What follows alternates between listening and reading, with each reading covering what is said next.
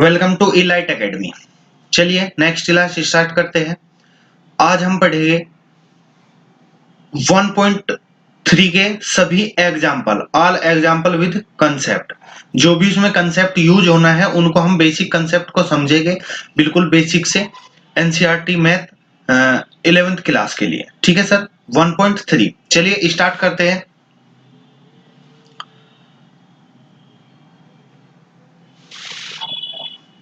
Last class में हमने 1.2 के सभी क्वेश्चंस कंप्लीट किए थे।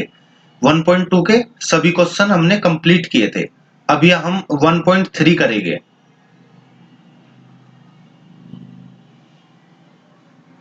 एक सेकंड रुकिएगा जी। चलिए देखो, इसने क्या है, सबसेट। सबसेट क्या होता है?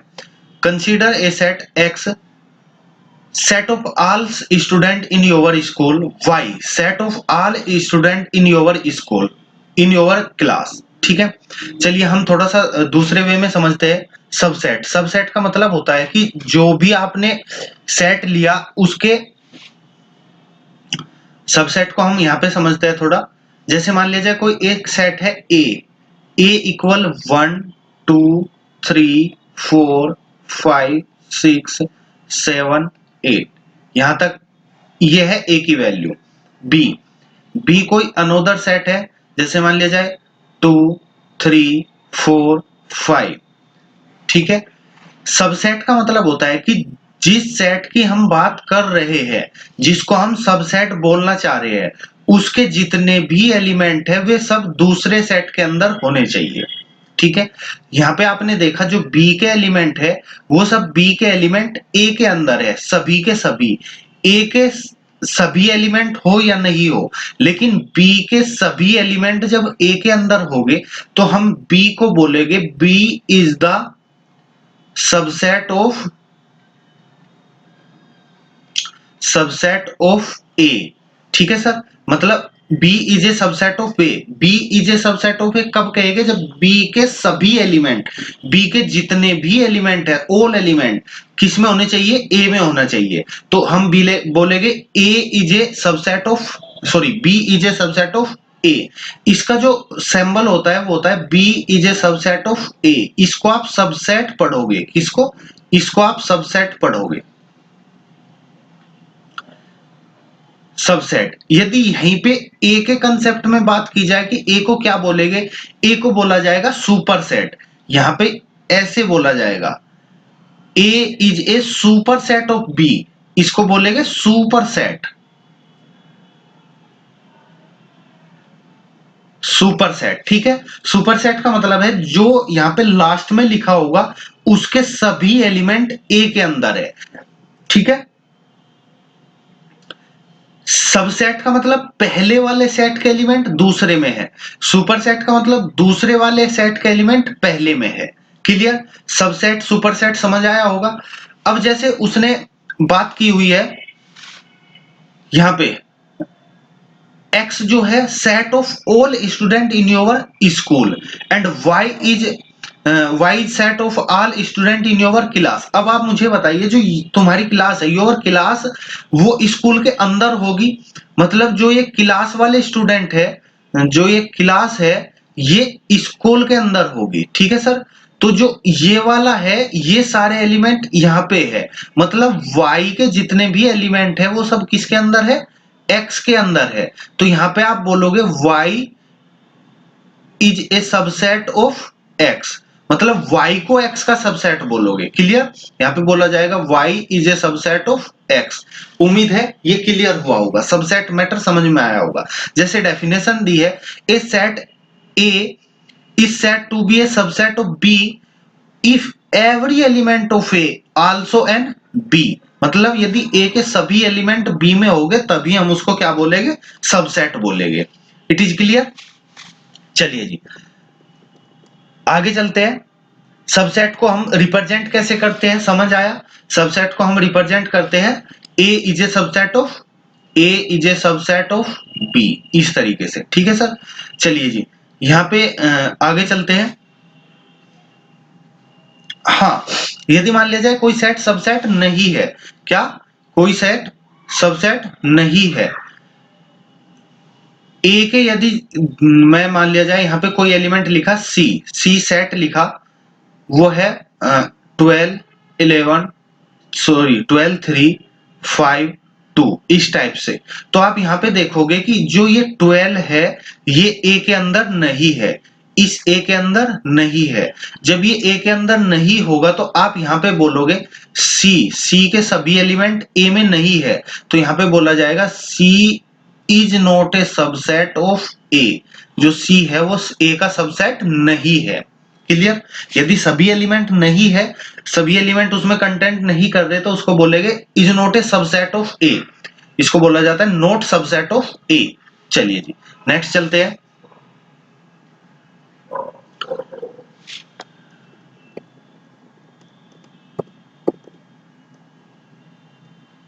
हाँ जी, देखो ये सब चीजें मैंने आपको स्टार्टिंग में ही बता दी थी।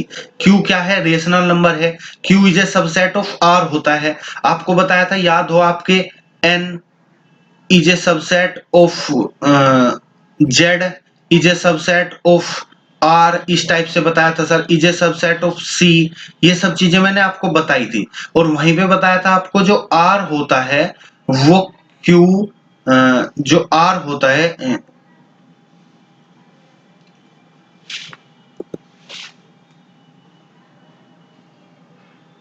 यहीं पे मैंने एक आपको स्टेटमेंट बताया था स्टार्टिंग में, N is a subset of W is a subset of Z is a subset of R is a subset of C.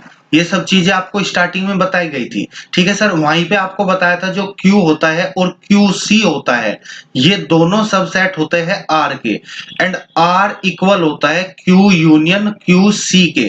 ये सब चीजें आपको बताई थी फर्स्ट क्लास में। ठीक है सर।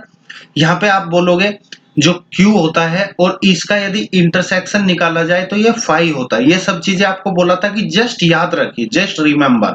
ठीक है, इनको एक्सप्लेन करेंगे अभी आगे। अभी फिलहाल के लिए यहाँ पे सबसेट का कंसेप्ट आया, तो ये सब चीजें आपको रिवाइज हो जानी चाहिए। ठीक है, रिकैप हो जानी चाहिए, बिल्कुल माइंड में क्लिक होनी चाहिए कि ये चीजें वहां पे हमने पढ़ी थी। ठीक है सर। चलिए आगे चलते हैं। इसके बाद एग्जाम्पल नंबर 9 देखिए। इसने क्या है, consider example number 9, consider set दिया गया 5 A B C। नीचे जो भी 4 क्वेश्चंस दिए गए हैं आपको लिखना है, ये सिंबल लगाना है, ये या फिर ये। इन दोनों में से आपको बोला था कि ये होता है सबसेट का मतलब सारे एलिमेंट कंटेंट करते हो तब सबसेट। ठीक है सर। और यदि इसको मैं काट दूं, ऐसे लगा दे, तो ये होता है note subset, note subset. Clear? तो मतलब इसका कोई भी कुछ भी कम से कम एक एलिमेंट उसमें नहीं है। तो आप यहाँ पे देखिए 5 है एम्प्टी सेट। एम्प्टी सेट क्या होता है? एम्प्टी सेट एवरी सेट का सबसेट होता है। जो एम्प्टी सेट होता है ये प्रत्येक सेट का सबसेट होता है। 5 is a subset of every set, ये आप लिख लीजिएगा। 5 is a subset of every set. ठीक है। इसके बाद यहाँ पे आएगा सबसेट। ठीक है। चलिए जी, A is a subset of B. क्या ए के सभी एलिमेंट बी में है? जी नहीं। यहाँ पे ये 3 जो है वो यहाँ पर नहीं है। जब ये 3 नहीं है तो ये आएगा इज नॉट ए सबसेट, ये सबसेट नहीं है। क्लियर? चलिए जी, इसके बाद देखिएगा, क्या ए के सभी एलिमेंट सी में है? ए के जो भी एलिमेंट है 1 3, क्या सी में है? हाँ जी, 1 ये रहा, 3 ये रहा। ए के सभी एलिमेंट सी में है, तो ए के जब सी में सभी एलिमेंट हो तो यहाँ पे क्या आएगा? सबसेट का मतलब A is a subset of C. Clear sir? चलिए जी आगे चलते हैं। इसने लिखा बी और सी। क्या बी के जितने भी एलिमेंट है क्या वो ए में होंगे? जो बी के जितने भी एलिमेंट है क्या ए में होंगे? देखिएगा यहाँ पे 1 है, 1 ए में है, 1 सॉरी सी में है। हाँ जी। 5 सी में है, हाँ जी 5 भी सी में है। 9 सी में है, हाँ जी 9 भी सी में है। चलिए जी, अब जब बी के सभी एलिमेंट सी में है तो यहाँ पे क्या आएगा? सबसेट, मतलब B is a subset of C. Clear? यहाँ पे उम्मीद है कि आपको ये सबसेट वाला कंसेप्ट समझ आया होगा। चलिए जी आगे चलते हैं। एग्जाम्पल नंबर 10 को देखिएगा। इसने कहा ए एक जो सेट है AEIOU एंड बी, बी जे सेट है ABCD is a set subset of B, क्या ए बी का सबसेट है? No. Why? B is a subset of A? No. Why? देखो यहां पे इसने पूछा जो ए है क्या बी का सबसेट है, आपका आंसर है यदि नो में है तो क्यों नहीं है।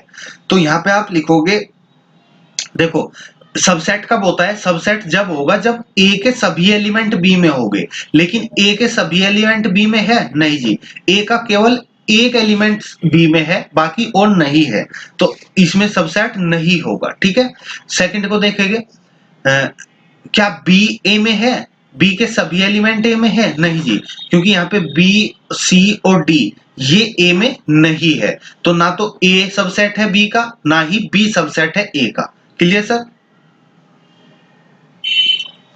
चलिए जी आगे चलते हैं। नेक्स्ट देखिएगा, सबसेट ऑफ रियल नंबर। ठीक है, ये सब चीजें आपको पता है। जो रियल नंबर होता है, रियल नंबर क्या होता है? आर। रियल नंबर होता है आर।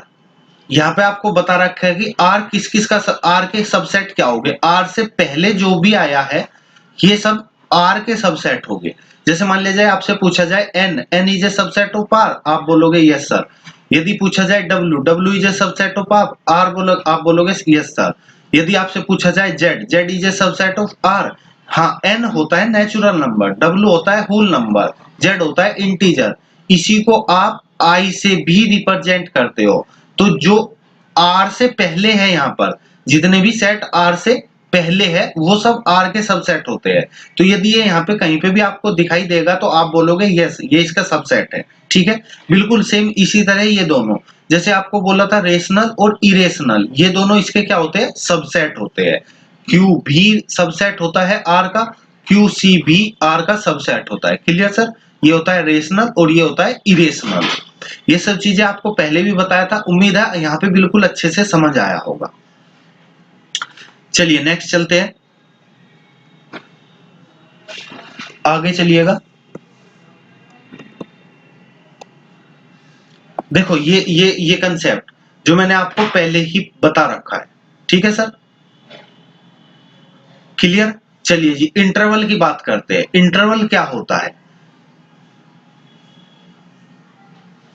इंटरवल की बात करते हैं। इंटरवल का मतलब होता है यदि हम x की वैल्यू लेते हैं, x बिलोंग्स टू कोई भी सेट लिया मैंने, जैसे 1 2 3 4, ठीक है सर, x यहाँ पे वेरी कर रहा है, तो आप यहाँ पे देखो जो मिनिमम वैल्यू है वो x की क्या है? 1 है। मैक्सिमम वैल्यू क्या है? 4 है।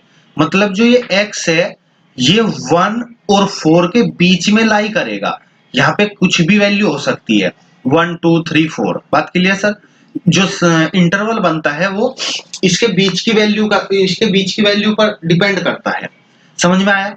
जो x है ये आपका 1 से लेके 4 तक कुछ भी हो सकता है। तो यहाँ पे एक सेट के रूप में ना लिखकर यदि मैं एक छोटा सा ऐसे लिख दिया जाए ब्रैकेट के रूप में 1 4 1 4, तो यदि ये ब्रैकेट के रूप में लिखा गया है x बिलोंग्स टू 1 4, यदि ये ब्रैकेट के रूप में लिखा गया है तो इसी को बोलते हैं सर इंटरवल। क्या बोलते हैं? इंटरवल। यदि कोई सेट, दूसरा एग्जांपल लेते हैं, जैसे मैंने x लिया, x A B C D E F G H. Clear sir? मैंने ये लिया, ये लिखा है लिस्ट फॉर्म में। यदि मैं x इज बिलोंग्स कर देता हूं ए से लेकर h तक, मैंने इस टाइप से लिखा, तो इसी को बोला जाता है सर इंटरवल। ठीक है, यहां तक इंटरवल समझ आया? इंटरवल होते कितने प्रकार के सर? मतलब जो इनकी जनरल सी फॉर्म होती है, जनरल 2 टाइप से होता है। एक होता है क्लोज इंटरवल और दूसरा होता है ओपन इंटरवल। क्लोज इंटरवल का मतलब होता है सर जिसमें ब्रैकेट ऐसे लगा होगा। ठीक है, ओपन इंटरवल का मतलब होता है सर जिसमें ब्रैकेट ऐसे लगा होगा, यहाँ पे वैल्यू यहाँ पे लिखी होगी, यहाँ पे वैल्यू यहाँ पे। जैसे मान लिया जाए ए बी लिखा है तो इसको बोलोगे आप क्लोज इंटरवल। जैसे यहाँ पे लिखा है, यदि ऐसे लिखा है तो इसको आप पढ़ोगे सर ओपन इंटरवल। बात क्लियर? क्लोज इंटरवल क्या होता है, ओपन इंटरवल क्या होता है, मतलब इसकी वैल्यू क्या कैसे कैसे होती है, इसको भी समझ लेते हैं एक बार। अभी आपने समझा ओपन इंटरवल, जैसे ओपन और क्लोज, जैसे मैंने लिखा x बिलोंग्स टू, आप पढ़ोगे इसको क्लोज इंटरवल ए बी, मतलब जो x की वैल्यू है वो a और b के बीच में होगी। दूसरी बात मैंने लिखा x belongs to open interval a to b, x की वैल्यू यहाँ पे होगी। तो सर इन दोनों में डिफरेंस क्या होता है, हमने क्लोज और ओपन पढ़ा तो, लेकिन इन दोनों में डिफरेंस क्या है। तो यदि मैं क्लोज इंटरवल की बात करता हूं तो इसको यदि एक्सपेंड करना चाहे तो ये होता है less than equal B greater than equal A, मतलब जो x की वैल्यू है वो इन दोनों के बीच में तो होगी लेकिन इक्वल भी हो सकती है, मतलब a भी हो सकती है और b भी हो सकती है। यदि यहाँ पे मैं ओपन इंटरवल की बात करते हैं तो ओपन इंटरवल में लिखा जाएगा x less than b greater than a, जो x की वैल्यू है वो इन दोनों के बीच में होगी, मतलब जो बाउंड्री पॉइंट होते हैं वे x की वैल्यू नहीं हो सकती। ठीक है, यानी कि जो क्लोज इंटरवल है इसको बोलते हैं क्लोज, ठीक है, इसको बोलते हैं ओपन। जो क्लोज इंटरवल है ये कंटेंट करता है बाउंड्री पॉइंट, इन बाउंड्री पॉइंट, ठीक है सर, इसमें बाउंड्री पॉइंट होते हैं, ये बाउंड्री पॉइंट नहीं होते, not boundary point. Clear sir, मतलब यदि क्लोज है तो उसमें बाउंड्री पॉइंट होते हैं, यदि ओपन है तो उसमें बाउंड्री पॉइंट नहीं होते। उम्मीद है ये समझ आया होगा। ठीक है सर, देखो ये लिख रहा क्लोज का और ये लिख रहा ओपन का। यदि देखो एक साइड क्लोज लगा है एक साइड ओपन, तो उसी हिसाब से जिस साइड क्लोज है वहां पे इक्वल का साइन लगाएंगे, जिस साइड क्लोज ओपन है वहां पे इक्वल का साइन नहीं लगाएंगे। इसको बोला जाता है ओपन हाफ और इसको भी ओपन क्लोज। ठीक है सर, बात क्लियर? उम्मीद है यहां तक बिल्कुल क्लियर हुआ होगा। ठीक है सर, एक बात और देखिएगा कि जो मतलब इनफाइनाइट होता है, जैसे मान लिया जाए कभी कभी आपको ये लिख के दे दिया जाए ए इनफाइनाइट, हो सकता है ना ये, तो जहां पर ये इनफाइनाइट होगा या फिर माइनस इनफाइनाइट होगा, इसमें जो यहाँ पे आप इंटरवल लगाओगे वो हमेशा ओपन लगेगा, यानी कि ये ऐसे नहीं लिखा जाएगा, इसको लिखेंगे हम ए इंटरवल ऐसे, ए की साइड ओपन लगा सकते, सॉरी क्लोज लगाएंगे, लेकिन जो इनफाइनाइट है वहां पे हमेशा ओपन ही लगता है। दूसरी चीज, जो इंटरवल होता है उसमें जो पहले वैल्यू लिखी जाती है वो छोटी वैल्यू लिखी जाती है, उसके बाद जो लास्ट में वैल्यू लिखी जाती है बड़ी वैल्यू लिखी जाती है। मतलब यदि जैसे ए और बी लिखा है तो ऑलवेज ए लेस देन होगा बी से, जो ए वैल्यू है वो बी से छोटी होगी, मतलब छोटी वैल्यू इंटरवल में पहले लिखेंगे, बड़ी वैल्यू इंटरवल में बाद में लिखेंगे। क्लियर? चलिए जी, जैसे ये लाइन के रूप में रिप्रेजेंट किए गए हैं, डिस्क्राइब किए गए हैं। उम्मीद है इंटरवल आपको समझ आया होगा। ठीक है सर, चलिए जी आगे चलते हैं। इसके बाद दिया है पावर सेट। पावर सेट क्या होता है? ठीक है, पावर सेट को समझते हैं। चलिए जी पावर सेट को देखते हैं क्या होता है। आपने कोई भी सेट लिया ए 1 2 3 4, ठीक है सर। अभी आपने पढ़ा सबसेट। सबसेट क्या होता है? ऐसा सेट जो उसके एलिमेंट ए में हो। यदि मैं ए के सबसेट की बात करूं, जैसे मैंने लिखा बी कोई भी सेट लिखा 1 2, ये सभी एलिमेंट ए के अंदर है तो आप बोलोगे B is a subset of A. Clear sir? चलिए जी, जैसे मैंने दूसरा सेट लिखा 2 4, ये भी तो हो सकता है, इसके सारे एलिमेंट भी इसमें है तो आप इसको भी बोलोगे सी is a subset of A. ठीक है, मतलब कहने का ये है ए जो है, ए कोई सेट है तो उसके सबसेट एक से अधिक कितने भी हो सकते हैं। बात क्लियर? भाई ये भी इसका सबसेट है, ये भी इसका सबसेट है, यदि मैं केवल सिंगलटन 1 लिखूं वो भी इसका सबसेट है, सिंगलटन 2 लिखूं वो भी इसका सबसेट है, सिंगलटन 4 लिखा जाए वो भी इसका सबसेट है। आपको बोला था कि फाई जो होता है वो प्रत्येक सेट का सबसेट होता है। ठीक है, तो बोला गया है कि जो भी सबसेट होंगे वो मतलब एक से ज्यादा सबसेट हो सकते हैं। क्लियर? यहां तक कोई कंफ्यूजन नहीं। चलिए जी, तो मतलब ये सबसेट कितने हो सकते हैं, ठीक है, ये सबसेट कितने हो सकते हैं। जैसे मैंने लिया ए लिया, पहले आपको केवल 1 और 2, ए में केवल 2 एलिमेंट है, तो जो ए के सबसेट हो सकते हैं, एक तो 5 सबका सबसेट होता है, एक इसका सिंगलटन 1 इसका सबसेट हो सकता है, सिंगलटन 2 इसका सबसेट हो सकता है, और 1 एंड 2 ये खुद इसका सबसेट होता है। देखो याद रखिएगा, जो 5 होता है और जो खुद सेट होता है वे किसी भी सेट के सबसेट अवश्य होते हैं, लेकिन अलग से जो सबसेट होगा वे सारे एलिमेंट उसके अंदर होने चाहिए, ठीक है। जो 5 और खुद सेट ए, इसको बोला जाता है sir proper subset, sorry improper subset, improper subset, ठीक है। मतलब वो खुद जो होता है उसको बोला जाता है इम्प्रॉपर सबसेट, जो उससे अलग जितने भी सबसेट आएंगे उनको बोला जाता है सर प्रॉपर सबसेट। क्लियर, मतलब प्रॉपर क्या होगा, जो वो सेट खुद है उससे अलग जितने भी सेट होंगे उसको बोला जाएगा प्रॉपर, और जो वो खुद होगा उसको बोला जाता है इम्प्रॉपर सबसेट। यहां तक बात क्लियर। मतलब जो ए है ये इसके इस तरीके से कितने भी सबसेट हो सकते हैं। चलिए जी, हम बात कर रहे थे पावर सेट की, इसको थोड़ा सा और समझते हैं। पावर सेट, जैसे आपने ए, अभी आपने लिखा 1 2, इसके जितने भी सबसेट आपने लिखे, 5 लिखा, सिंगलटन 1 लिखा, सिंगलटन 2 लिखा, सिंगलटन 1 एंड 2 लिखा, ठीक है। यदि जितने भी सबसेट है इनको मैं एक सेट के रूप में लिख दूं, किसी सेट के जितने भी सबसेट निकल के आए यदि इनको एक सेट के रूप में लिख दिया जाए तो इसी को हम बोलते हैं पावर सेट ऑफ ए, ठीक है सर। पावर सेट का रिप्रेजेंट करते हैं पी ए से।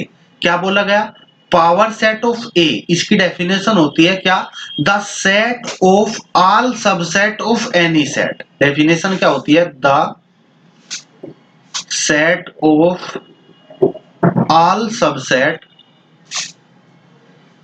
ऑफ एनी सेट, ठीक है। कोई भी सेट है उसके जितने भी सबसेट हो गए यदि उनको एक सेट के रूप में रखा जाए तो उसी को हम क्या बोलते हैं, पावर सेट बोलते हैं। बात क्लियर। चलिए जी, देखो एक कंसेप्ट होता है उसको लिखा जाता है इस तरीके से, इसको बोलते हैं ऑर्डर, ऑर्डर ऑफ ए। इसका मतलब होता है ए के अंदर कितने एलिमेंट है, ये इक्वल होता है number of element in A, number of element in A. बात क्लियर। जो ए के अंदर है उन जितने भी एलिमेंट होंगे उसको बोला जाता है ऑर्डर ऑफ ए। तो यदि मैं यहां पे बात करता हूं तो ऑर्डर ऑफ ए इक्वल कितना होगा, 2 होगा। यदि ए का ऑर्डर 2 है तो सर पी ए का ऑर्डर क्या होगा, power set of A. Power set of A का ऑर्डर होगा order of power set of A equal होता है 2 की पावर 2, ठीक है। यहां पे आप एक फॉर्मूला सा याद रखिएगा, क्या, यहां पे याद रखिएगा यदि ऑर्डर ऑफ ए इक्वल है एन, ऑर्डर क्या है समझ में आया, ऑर्डर का मतलब होता है नंबर ऑफ एलिमेंट इन ए। चलिए जी, ऑर्डर ऑफ ए इक्वल है एन, तो इसका मतलब होना चाहिए कि ऑर्डर ऑफ पी ए, जो पावर सेट के अंदर एलिमेंट होंगे वो कितने होंगे, वो 2 की पावर एन होंगे। ये आपको याद रखना है। क्लियर। यदि order of A equal N है तो ऑर्डर ऑफ पी ए कितना होगा, 2 की power N, order of P A equal होगा 2 की पावर एन। कंसेप्ट समझ में आया, पावर सेट क्या होता है, पावर सेट में एलिमेंट कितने होते हैं, कैसे होते हैं, ठीक है सर। जैसे मान लिया जाए ऑर्डर ऑफ ए इक्वल 4 है, ऑर्डर ऑफ ए इक्वल 4 है, आपसे पूछा ऑर्डर ऑफ पी ए बताइएगा, तो आपको क्या करना है, 2 की पावर 4 करना है। 2 की पावर 4 की वैल्यू क्या आती है, 16 आती है आंसर। समझ में आया, ऑर्डर कैसे निकालेंगे। चलिए जी, उम्मीद है क्लियर होगा। आगे चलते हैं सर, यहाँ पे ये सब कुछ यही दे रखा है, ठीक है सर। देखो ये रहा पावर सेट ऑफ 2 की पावर m, यदि n का ऑर्डर a का ऑर्डर n है, ठीक है। चलिए जी आगे चलते हैं सर। यहाँ पे कंसेप्ट है यूनिवर्सल सेट का। देखो जब यूनिवर्सल सेट की बात हो तो यूनिवर्सल सेट की जहां पर भी बात होगी वहां पे एक सेट ऑलवेज एग्जिस्ट करेगा। ठीक है, यूनिवर्सल सेट की यदि बात करते हैं तो वहां पे एक सेट ऑलवेज एग्जिस्ट करेगा। मतलब कि जैसे मान लिया जाए a इक्वल 1 2 3 4, ठीक है सर, b इक्वल 2 5 6 7 8, इस टाइप से। ठीक है सर, 4 कर लीजिए, 4 5 6 7 8, ठीक है। या फिर c इक्वल 8 9 10, ठीक है। अब देखिएगा ये आपस में एक दूसरे का कोई भी सबसेट नहीं है, ना तो ये इसका सबसेट, ना ये इसका सबसेट, कोई इसका सबसेट नहीं है। अब यदि इन तीनों के कोरस्पोंडेंस एक सेट लिखा जाए जिसमें इन तीनों के, इन सभी के एलिमेंट उसमें हो, यानी कि 1 से लेके कहां तक 10 तक, तो आप देखोगे कि ए भी इसका सबसेट है, बी भी इसका सबसेट है, सी भी इसका सबसेट है। जब किसी एक सेट के सबसेट इस तरीके से लिखे जाए जिनका आपस में कोई रिलेशन नहीं है, तो इसको, इस यू को बोला जाता है यूनिवर्सल सेट। ठीक है sir, universal set A B C के कोरस्पोंडेंस में हम इस यू को बोलते हैं यूनिवर्सल सेट। तो यूनिवर्सल सेट समझ में आया सर? यूनिवर्सल सेट का मतलब होता है जब एक से ज्यादा सबसेट हो। ठीक है सर, मतलब एक से ज्यादा सेट के कोरस्पोंडेंस में कोई बड़ा सेट लिखे उसको आप यूनिवर्सल सेट बोलोगे। Clear sir? चलिए जी, तो यहां तक उम्मीद है बिल्कुल कंसेप्ट एकदम समझ आया होगा। तो इस वीडियो में, इस क्लास में यहीं तक। नेक्स्ट क्लास में हम 1.3 के क्वेश्चंस करेंगे। Clear sir? चलिए जी, इस क्लास को यहीं पे समाप्त करते हैं।